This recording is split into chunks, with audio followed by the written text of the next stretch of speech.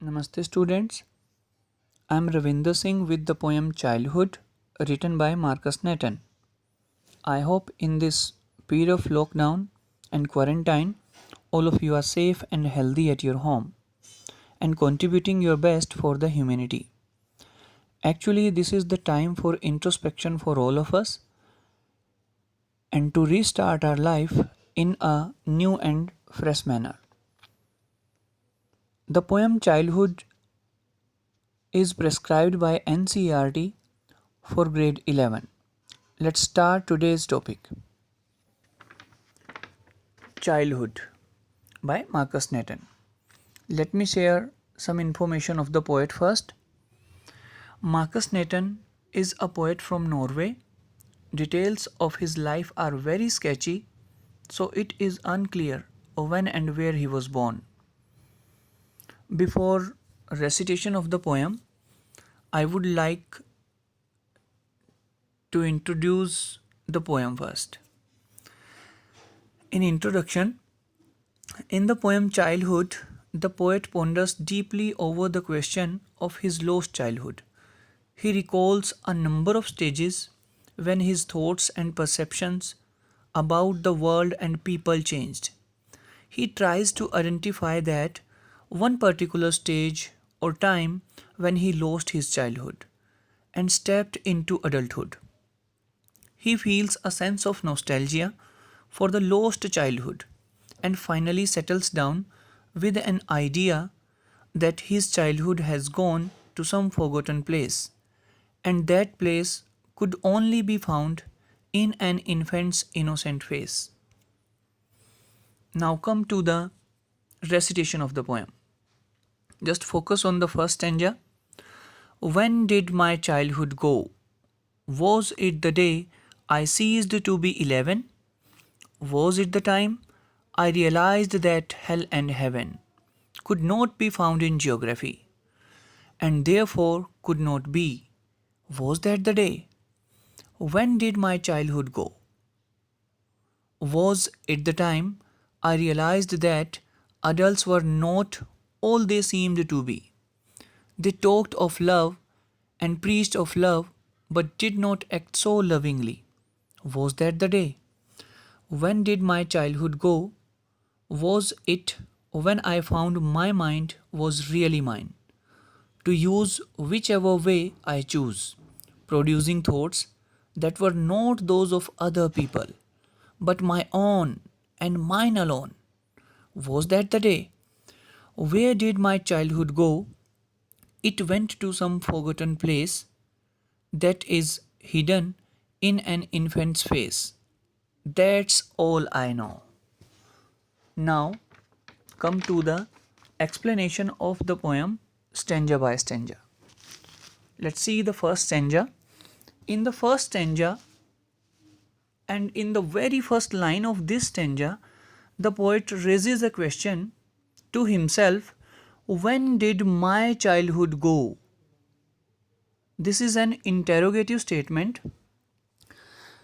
Actually, childhood has for centuries been considered by all of us as a very blissful period of one's life.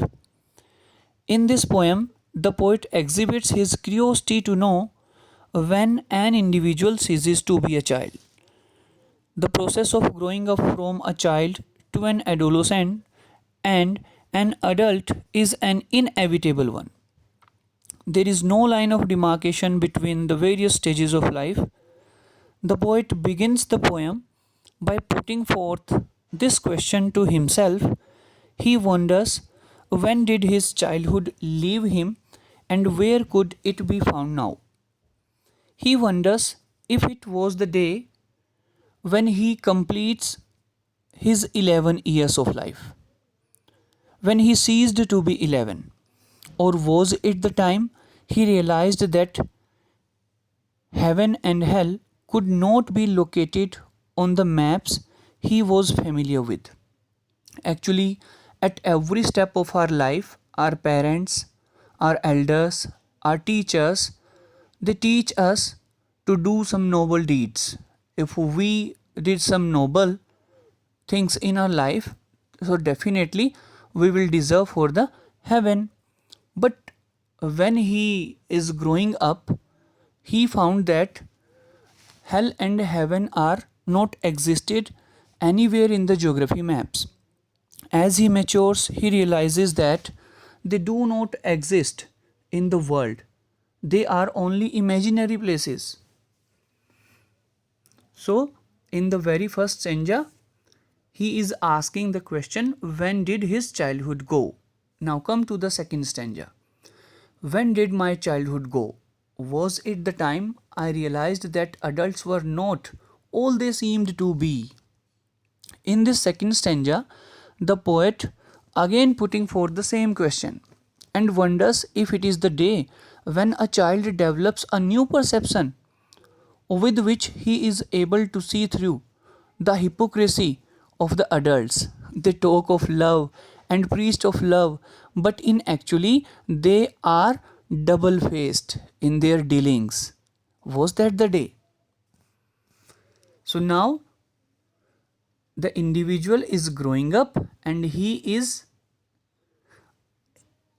getting aware about the nature of the adult people, because they always teach us to love, to do good things, to do noble deeds, but sometimes there is a contradiction in their own dealings. Now come to the third stanza. When did my childhood go? Again, there is the same question.